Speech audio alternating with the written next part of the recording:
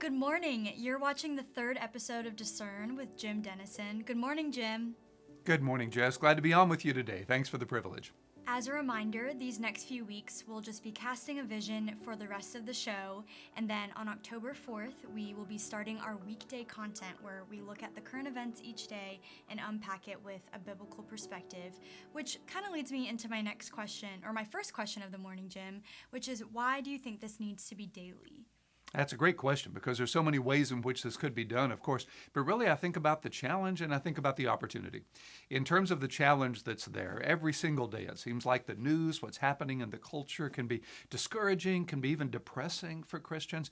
You can get this sense, really, that we're up against this kind of opposition, and in some ways that's really true. In some ways we're up against opposition on a level we've not faced in American history as Christ followers. And so every single day I think we need encouragement. We need to know how to respond to the issues of the day, how to respond to what's going on in the world from a spiritual perspective, and to be encouraged to follow Jesus as closely as the Holy Spirit leads us and directs us. But also think there's an opportunity in this. If we can be equipped to know how to respond to cultural issues and to breaking news, to current events, and think about that in a biblical context, then we can use those issues to share the gospel with other people. We can use what's going on in the culture to explain our faith, to demonstrate the relevance of our faith, to show people why Jesus matters to us. So there's a challenge in this. We need to be encouraged, I think, every single day with what's going on. But there's also the opportunity to share the good news of God's love in the midst of the issues of the day. And getting to do that on a daily basis is a real privilege for me. Yeah, that's really good. It feels like it's a good exercise in kind of keeping the gospel and what we believe at the forefront of our minds. At least for me, I feel like that's a really good exercise, and just thinking about, hey, how am I going to respond today with whatever's going on in the world? And so I'm excited to get to do this daily.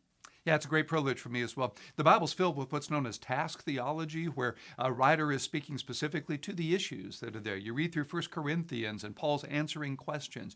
You watch Jesus in his ministry and he's responding to opportunities and issues. He'll say a sower went out to sow. Well, I would imagine they just saw a sower. They're in that place in Galilee where that's happening. So much of the Bible is dependent on the issues of the moment and then speaks transcendent truth. So now we have the privilege to do that together, and that's a great opportunity. Jim, if I'm being totally honest, my intake of the news is somewhat minimal. I think I tend to avoid the news just because I usually leave frustrated or annoyed and just angry or overwhelmed just by everything that's going on in the world, and it can just make me feel really helpless. And so I'm curious, in your experience, how have you seen Christians respond to the news or current events? Well, yeah, it's a great question. And exactly, I think out of your own experience, and I think you're very, very similar to so many people who really are experiencing the culture in very, very much that same way. So back a number of years ago, more than 50 years ago now, a fellow named Richard Niebuhr, a theologian, wrote a book called Christ and Culture, in which he laid out the 5 answers to your question, the 5 ways that Christians have historically responded to the culture.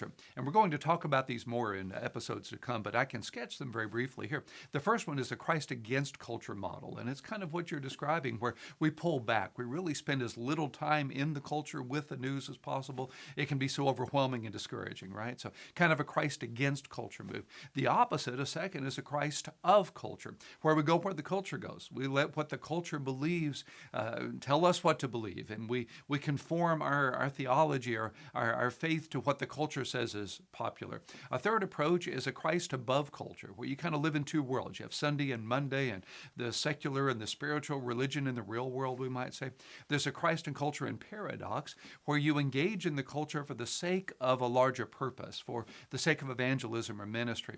And then there's a Christ transforming culture, which is especially going to be our model together across all these conversations, where you engage cultural issues for the sake of being salt and light, for the sake of sharing the good news of God's love in a redemptive way. And so all of those have their place. But at the end of the day, God's calling us to be salt and light today, to be change agents, change people, change the world. And that's the privilege that you and I will have as we have these conversations together. Well, Jim, I'm really interested to hear more about those 5 things. And in our next episode, we will actually talk about the first one, Christ against culture. And then we'll go through each one after that. So we really hope y'all will join us, and we're looking forward to seeing y'all again. Bye, guys.